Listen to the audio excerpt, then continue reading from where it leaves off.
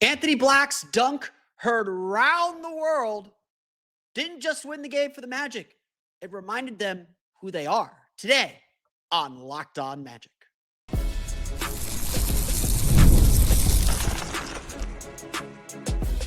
You are Locked On Magic, your daily Orlando Magic podcast, part of the Locked On Podcast Network, your team every day. And you are indeed Locked On Magic. Today is January 15th. It will be January 16th, 2026. My name is Philip Rossman-Reich. I'm the senior writer over at OrlandoMagicDaily.com, credentialed member of the Orlando Magic media since the 2012 season. On today's episode of Locked On Magic, the Orlando Magic go to Berlin. They get Franz Wagner back. They get a win over the Memphis Grizzlies. But it was the statement that Anthony Black made that has everybody talking and we should remind the Orlando Magic who they need to be. We're going to get to that. I'll explain that coming up here in just a moment. But first, we want to thank you again for making Locked On Magic part of your day every day. No matter when you listen to us, whether it's first in the morning, whether it's right when we upload, we truly appreciate you making Locked On Magic part of your day. Every day you can make Locked On Magic an even bigger part of your day by being one of our Orlando Magic dailies. You could do this by listening to our podcast every day. You could do this by making us part of your regular podcast rotation, by making us your first listen of the day, by joining our Everydayer Club and getting access to our Locked On Magic Discord server, as well as ad-free audio. You can check that out where you can check out our podcast wherever you download podcasts, or check out the Everydayer Club at lockedonmagic.supercast.com. We want to thank you for being part of our great Locked On Magic community, and thank you for making the Locked On Podcast Network the #1 sports podcast network. It's your team every day. Today's episode of Locked On Magic is brought to you by FanDuel. Before tip-off, check the FanDuel app and see what's dropping during NBA Happy Hour every Friday from 6 to 7:30 p.m. Eastern. It's what everyone's talking about. We're about an hour after the game ended now, 45 minutes after the game ended as I'm recording this. The internet, the NBA world, the entire world is still buzzing about the dunk. And if you watched the Orlando Magic's game against the Memphis Grizzlies from Berlin this afternoon, you know exactly what I'm talking about. But for those of you who don't want to pay for Amazon Prime, didn't have access to FanDuel Sports Florida, here's the scene. The Magic and the Grizzlies are tied at 107 with 2:30 play. We'll get to how they got there in a minute. The Magic are tied with the Grizzlies at 107 with 2:30 to play. When the Magic are able to force a turnover and start a fast break, Paolo gets the ball off the steal, pushes it ahead to both Anthony Black and Desmond Bane. Bane ceded the ground to Black. And then Black got the ball at about midcourt. Driving down the right-hand side of the lane, he begins to cut inside, Euro steps between two Grizzlies defenders, rises up and switches the ball back to his right hand for a massive jam with 4 Grizzly players around him. The Magic took the lead and did not look back. That was the final time there was a lead change in this game. And the Orlando Magic went on to win 118-111, thanks to some very big shots by Franz Wagner down the stretch as he scored 13 of his 18 points. We'll get to him as well in a minute. This was an audacious play, like a highlight play that was truly bold, truly consequential, quite clearly in a tie game with 2:30 to play, and clearly defined what this game was. The Orlando Magic have been lost in the wilderness. Like, I don't think I'm crazy to say that. I talked about it on the Amazon Prime post-game show about, if your team, you're inconsistent when you don't know your identity. That's what Blake Griffin said. And it was a really good insight into, why the Magic may not be who they are. I thought Dwayne Wade also made a really good point, which I think I'll get to on a future episode to just kind of try and put our finger on what's going wrong. But I think we can all sit here and acknowledge the Magic aren't who we thought they were going to be. I mean, we're sitting here at the midpoint of the season at 23-18. That's a 46-win pace when we were all expecting 50 wins easily with this group. And look, injuries have played a role. Let's not pretend otherwise. But you and I both know this team is better than the 2024 team that probably overachieved to get to 47 wins, but also underachieved because they left some wins on the table at the end of the season. The Magic have been searching for their formula. And a big part of this stretch over the last month, where the Magic have essentially alternated wins and losses, it's just more of a sign of how the Magic aren't quite sure how to replicate their success. And look, one game does not make a pattern. This game was wildly different from Sunday's game against the Pelicans. And so the proof of whether any of this works or any of this matters will come Sunday in London when the Magic face these same Grizzlies and have to do this again. Maybe against Ja Morant, maybe not. But the Magic are searching for their formula. And I think because this game had so many disparate parts, we could kind of see like, oh, this clearly didn't work. This clearly works. We could see what determines the Magic's success. And frankly, there's no other way for me to describe why the Magic were able to come back from a 20-point deficit. Why the Magic were able to kind of put their foot down in the clutch, which is, again, I joke about, I say this a lot, I mean it. Good teams don't win clutch games, they avoid them. But I also mean this, good teams also win clutch games. Good teams find ways to win these games. The bad teams are the ones that give these games away. And the Magic have not been a good fourth quarter team. They've gutted out wins in the clutch. They found ways to win games. They went out and took this game. For as much as they gave it away, and as much as like Vince Williams got hot in that fourth quarter to get the Grizzlies back in it after they're down by 11, down by 9 early in the fourth quarter as well, as much as the Magic gave this game away, they took it back too. And that matters. But the formula for this Magic team is the same formula that every player has asked of Anthony Black in the first 2 years of his career. It's the same formula. It's the same thing. It's fuzzy. I can't really quantify it with stats, but I can just simply call it this. This team plays with, when this team is at its best, they play aggressive, they play confident, they play physical, they play with some swagger. And all the good moments in this game, just that is the only way I can describe how the Magic were playing. They were playing with swagger. Orlando looked timid. They looked on their back foot in the first quarter, in the first half, really, for most of the first half. They trailed by as much as 20. They gave up, I think, 8 of 12 threes in the first quarter. They were caught on their back foot by, yes, a hot shooting Grizzlies team, and they're not designed to keep up with that. For as improved as they are offensively, and they are improved offensively, they're not designed to outscore teams. That's not who they are. And the Magic end up with a 116.8 offensive rating. So even in this game, like not crazy fast-paced stuff, not crazy stuff from them. The thing that flipped was Paolo was aggressive. The Magic got back into this game and got it down to, I think it was 9 at the half, because Paolo played one of his best games of the season. We'll talk more. I want to talk more specifically about him, but I want to make sure I give Paolo his flowers, because I've probably been one of the louder Magic-centric voices who've been just challenging him, just saying, like, we need better. We expect more from you. Be better. And again, that's all challenge. I believe he could do it. I wouldn't challenge him if I didn't think he could be better. I wouldn't have the high expectations I have for him if I didn't think he could be better. He's so important. And doing what he did in this game at all phases, even in the fourth quarter when he struggled a little bit, when Grizzlies were doubling him hard and he was looking for an outlet, looking for help, Paolo had a really strong game today. And if he's playing like he played on Thursday the rest of the season, we're going to be very, very happy at the end of the day, especially as this team gets healthier.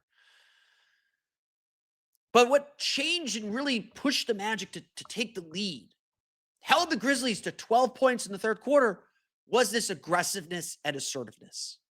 They got down, they defended, they were physical, they dictated every term, they pushed the ball right back at them. And so even when Memphis erased the Magic's 11-point lead, and the Magic got into these moments where they were stuck offensively, the moment that defined the game, the moment that everybody's talking about, was simply a bold, audacious move. And I like that. I want that.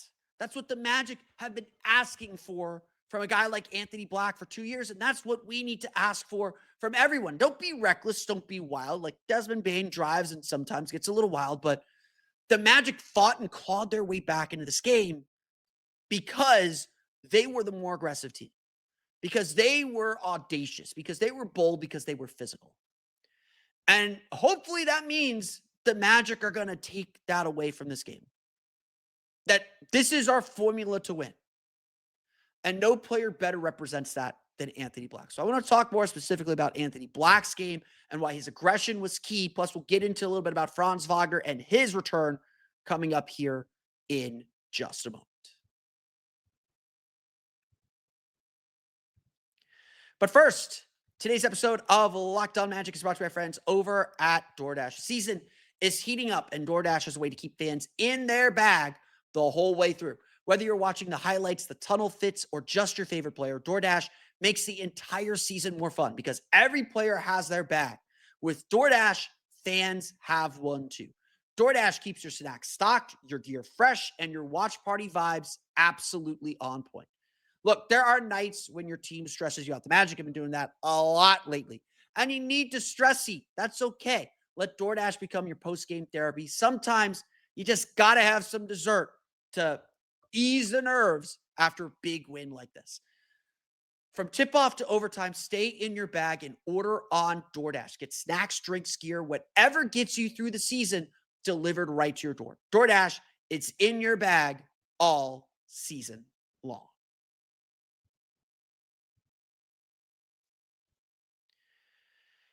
We want to thank you again for making Locked On Magic part of your day every day. And we want to thank you for helping make the Locked On Podcast Network the #1 sports podcast network. If you haven't already, go check out our new Everydayer Club. It's a brand new thing that we're doing here at the Locked On Podcast Network that allows you to connect more with us, the hosts of Locked On.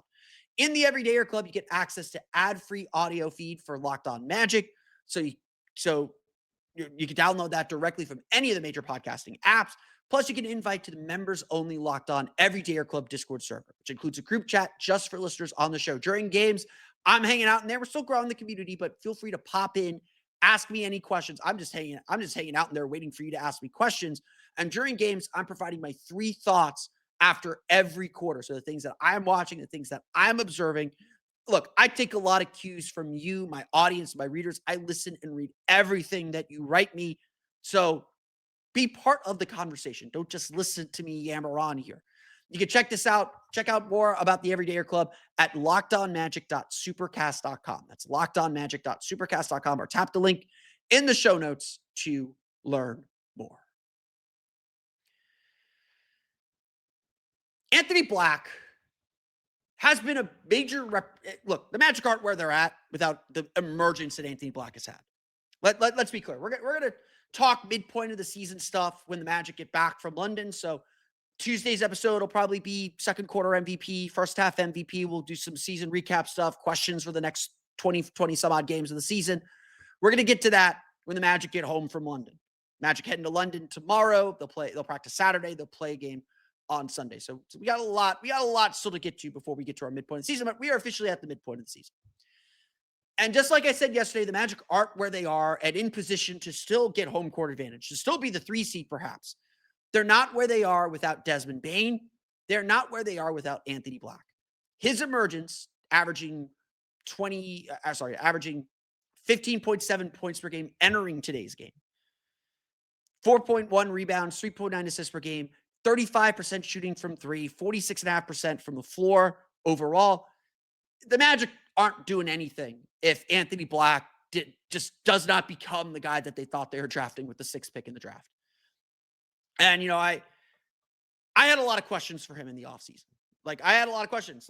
One of my big questions was the Magic could put a lot on Anthony Black's shoulders. They have really, the way they construct their roster, they've really bet big on Anthony Black being this guy. And again, if he is not who he has been for the last 20, 25 games now, the Magic would probably be in a lot of trouble. We would be probably in full panic mode right now, waiting for guys like Franz Wagner and Jalen Suggs to get back. But Anthony Black has become this different player. And there's a stat that I looked up that I think really highlights this change. and really highlights what's different now about Anthony Black. Quite simply, it's this. In Anthony Black's first 2 seasons, he totaled, according to Basketball Reference, he totaled 55 dunks. That's 55 dunks in 147 games. Through 40 games this season, Anthony Black has 43 dunks. Now, like, you might be saying, like, well, what does that stat tell us? Well, it doesn't tell us very much other than he's just getting to the basket a lot more, which does say something. It tells us, though, it suggests something more important. The number one thing that every player talked about when we asked them about Anthony Black over the last 2 years was they were just saying, like, man, we're just urging him to be aggressive. We just want you to be aggressive. Be aggressive. Go for the basket. Get to the rim. Do your thing. It felt like everybody on the team knew something about Anthony Black that Anthony Black didn't know about himself. And I would often say this, like, watching Anthony Black, I was like, I don't think he understands how good he can be. And the only thing really holding Anthony Black back was himself. And so to see him get 43 dunks in the first 40 games of the season, to see him put 4 guys on a poster and have one of the defining plays of the season. Frankly, we are probably going to have this chat about whether the Magic will actually have any representation at All-Star Weekend. I think Tristan da Silva might end up in the Rising Stars game. Anthony Black in the dunk contest feels about as good of a bet for the Magic to have someone at All-Star Weekend than anything else. And I don't know if Anthony Black does trick dunks or not, other than just the alley-oops that he's done. But that's kind of the direction we're going. As far as, like, honestly, Anthony Black probably has a good case to be the Magic's All-Star representative if they need to find one, which would be crazy for him to make an All-Star team before Franz Wagner and Desmond Bane, but here we are. This is, again, less about that raw number, but it's a suggestion that he is being more aggressive. And that, to me, is the thesis statement for the next 41 games. If the Magic are going to be successful, the Magic are going to reach their peak, they got to do what they did in that third quarter. They got to do what they did late in that second quarter. They got to do what they did in the last 3 minutes of the fourth quarter when they went out and grabbed this game that they had almost given away. They've got to be the aggressors. They have got to be confident. They've got to believe they can dunk on 4 people. That is what's going to lead the Magic to achieve their goals, to get where they want to go. That is what they must do. And that's what Anthony Black has done all season. It's why he has been the breakthrough player for the team. It's why among all these Magic players, and look, there's areas that Paolo's been better. Like, everything shouldn't be all doom and gloom with Paolo. Franz Wagner has been a lot better and a lot more efficient in his time on the court. Desmond Bane has done some really impressive things, even if it's not the thing the Magic hoped they were going to get from him. Tristan da Silva's taken some big steps forward. Anthony Black has been a true turning point player. And look, Jalen Suggs is going to come back eventually, and we're going to have the discussion of whether Anthony Black should stay in the starting lineup or how the Magic deploy Anthony Black to keep this confidence up and keep this aggression up. And we'll worry about consequences later. Like, Anthony Black should be 6th man of the year next year. Like, honestly, like, if this is the direction we're going and Jalen Suggs is Jalen Suggs and does all the Jalen Suggs things, Anthony Black's one of the best is probably the best 6th man in the league. And I don't know what you pay him. I don't know if that forces a decision sooner than we want to do it, but aggression is everything. Confidence is everything. When Anthony Black plays with aggression and confidence, he does things like he did tonight. When this team plays with confidence and aggression, they do things like they did in the third quarter. Like, we could clearly see this team's potential and are merely frustrated that it's not consistent. That they find it in one moment and lose it the next. That's why they were winning one, losing one. It wasn't because they weren't capable. We knew that they were that they had too much talent to not come out better on the other side. But now they got to make this push more consistent. And look, you're going to have lulls. You're going to have dips. You're going to be poor, but the Magic essentially won this game with 2.5 quarters of really good play. Maybe not even 2.5 quarters, maybe just a half with some bad spots in the fourth quarter. That's not enough to do what this team ultimately wants to do. And so maybe the good vibes are back. Franz is back in the lineup. That they definitely got helped by a very favorable crowd in Berlin. I suspect London will be a little more favorable toward the Magic as well, even though that is technically a road game. Perhaps the Magic will, the Magic have this like great play that maybe could propel them, like the Desmond Bane shot did. Momentum is the next day's picture, and they got to do this again on Sunday. Like that's a big piece of this too. They got to do this again on Sunday. But if they're aggressive, if they play with confidence, if they play like they're sure about what they're doing, there are not many teams that can stop them. Because this team is good enough. They know they're good enough. Just like Anthony Black is discovering that he's been good enough all along. Let's go through the box score. We'll talk about Franz Wagner's big homecoming game. We'll get to that coming up here in just a moment. But first, today's episode of Locked On Magic is brought to you by our friends over at FanDuel. Fridays already feel different during basketball season, and FanDuel is making them even better. Every Friday night before the games tip off, FanDuel gives fans a new way to kick off the weekend with NBA Happy Hour. NBA Happy Hour is your official pregame, a limited time window where special offers drop right inside the FanDuel app before the action starts. Fridays from 6 to 7:30 Eastern are appointment viewing because on Happy Hour, you get new boosts, new bonuses, and new surprises.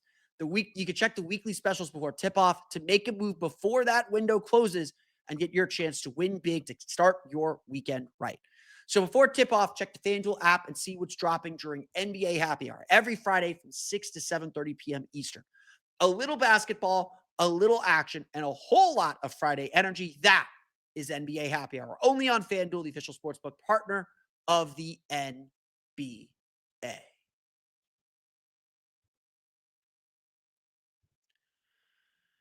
Let's run through the final box score as the Orlando Magic defeat the Memphis Grizzlies 118-111. The Magic have their first back-to-back wins since November, I believe it was November 28th and December 1st. The Friday win over the Detroit Pistons in the final game of NBA Cup play, and the Monday win over the Chicago Bulls at the Kia Center. This is the last time the Magic won consecutive games.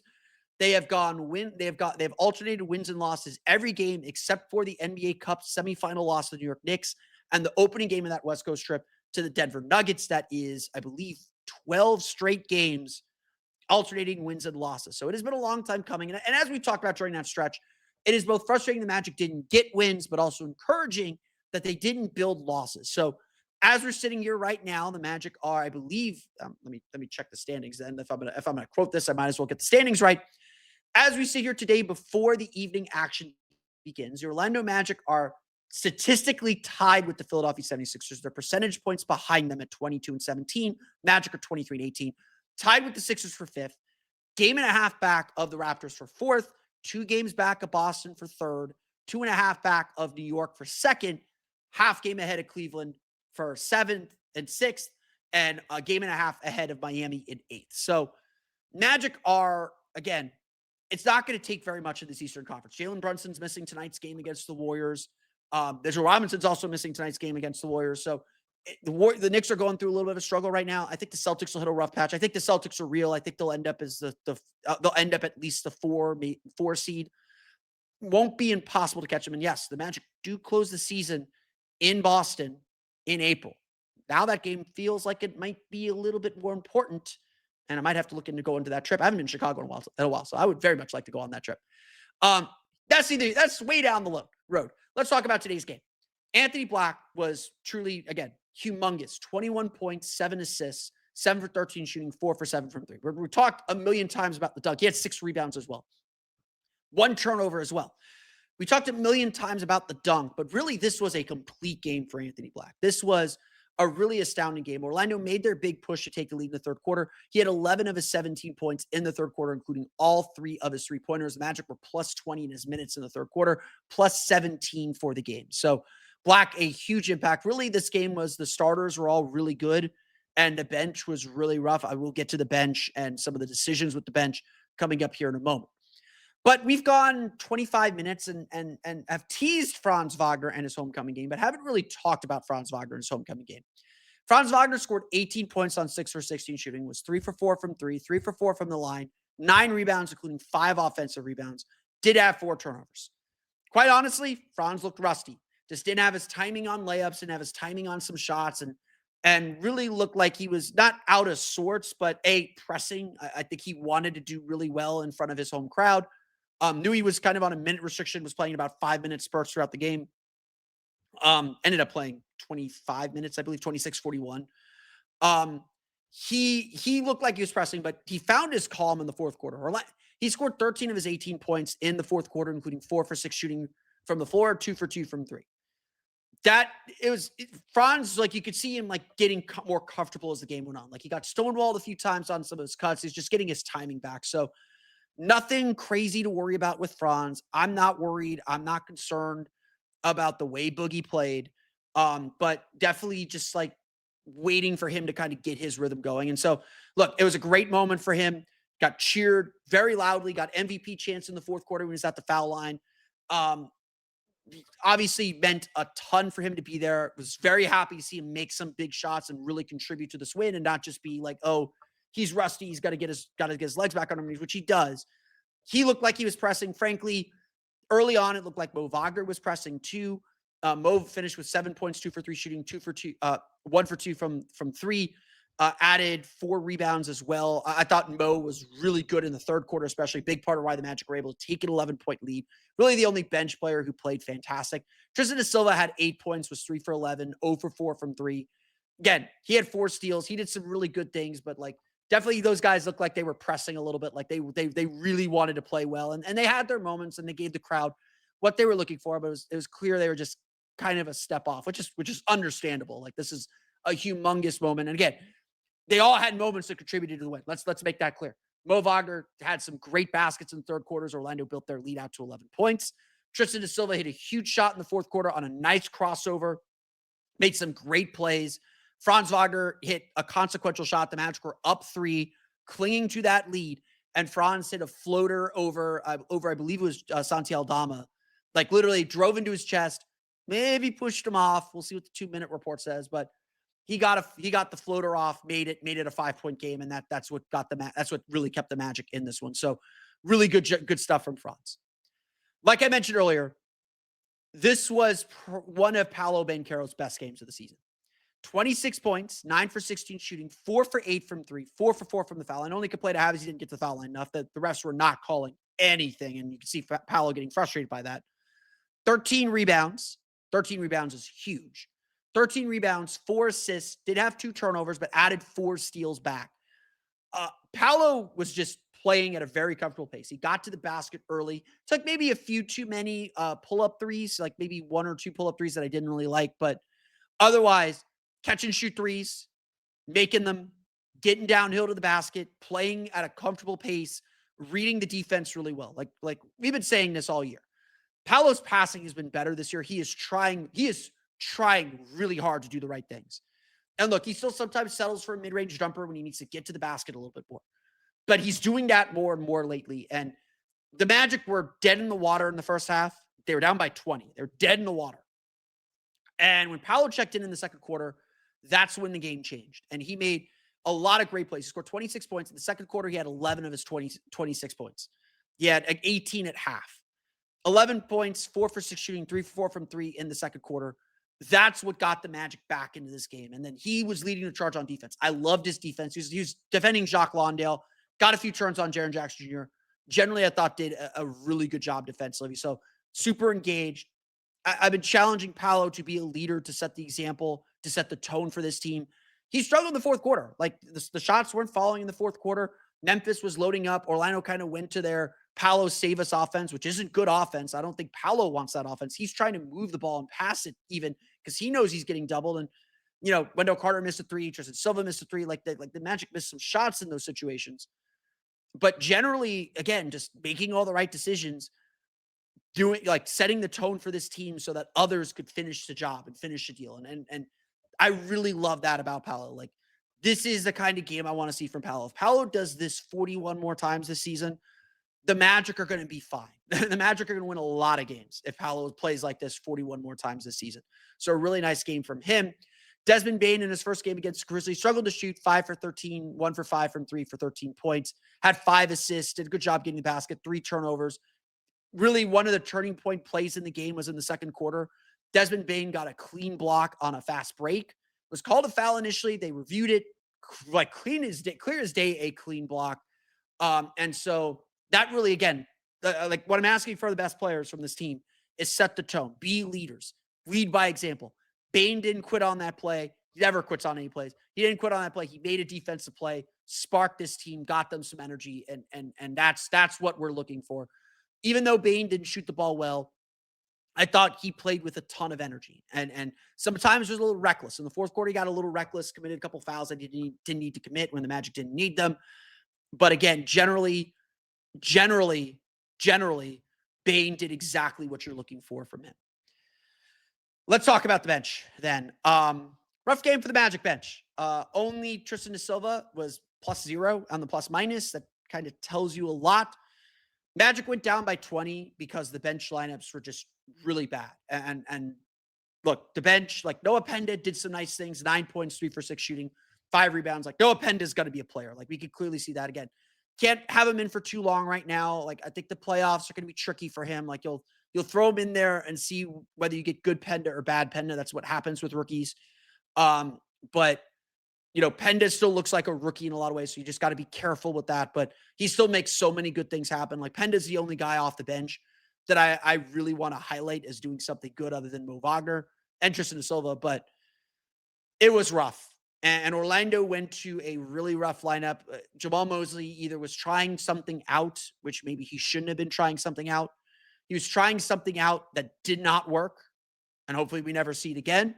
Or he made a major miscalculation in how to construct lineups.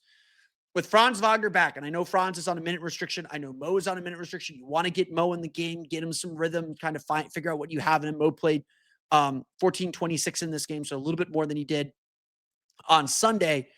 The Magic put out a lineup of Tyus Jones, Tristan da Silva, Noah Penda, Mo Wagner, Goga Bitadze.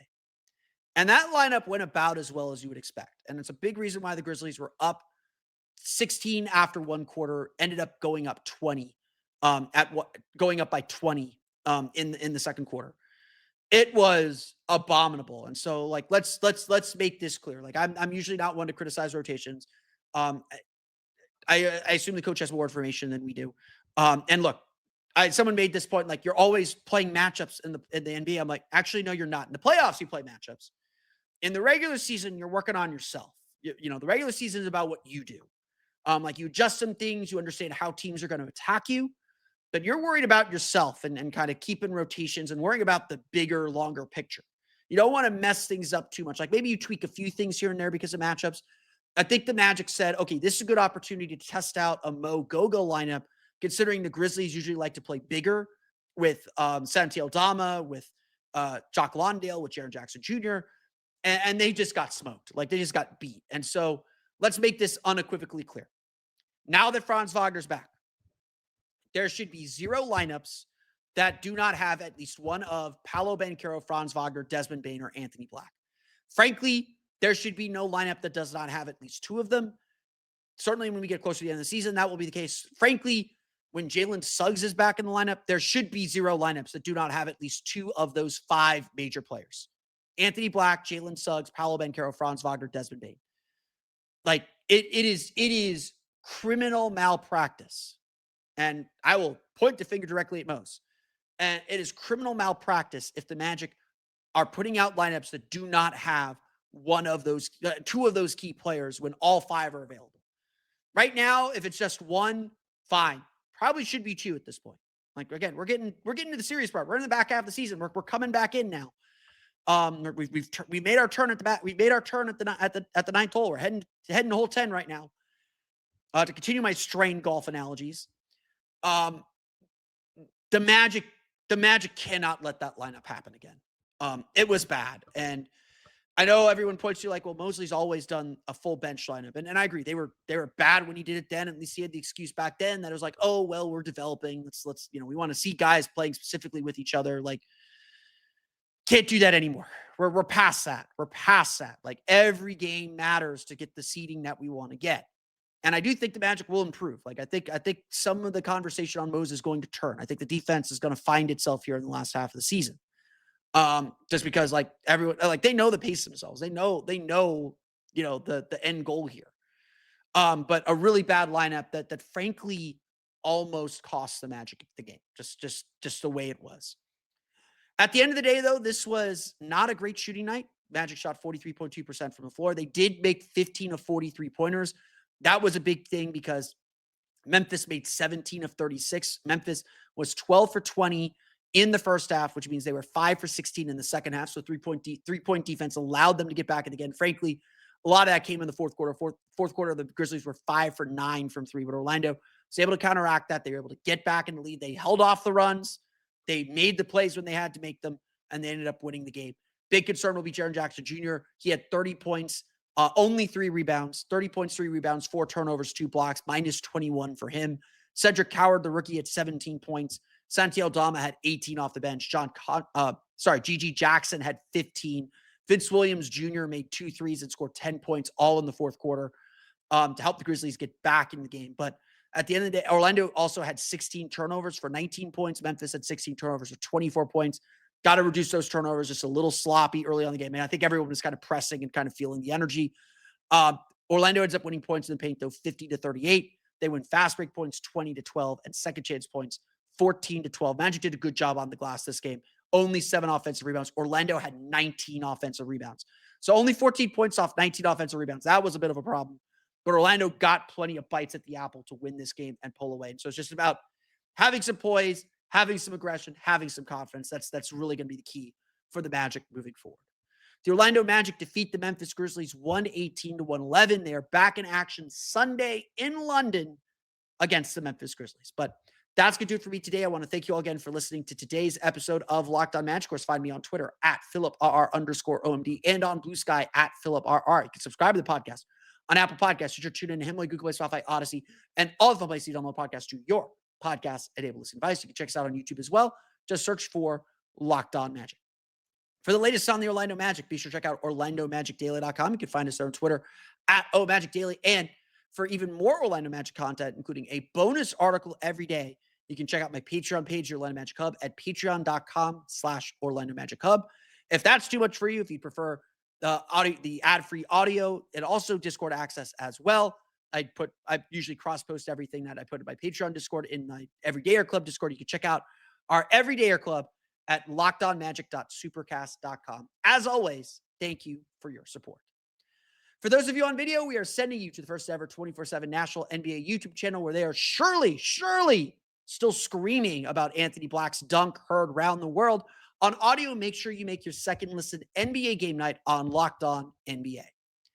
That's going to do it for me today, though. I want to thank you all again for listening to today's episode of Locked On Magic. We will be back Sunday afternoon, noon o'clock tip-off, Eastern time, noon o'clock. We'll see you Sunday afternoon to chat about the Magic's game against the Memphis Grizzlies. Until then, have a great weekend. We will see you all again next time for another episode of Locked On Magic.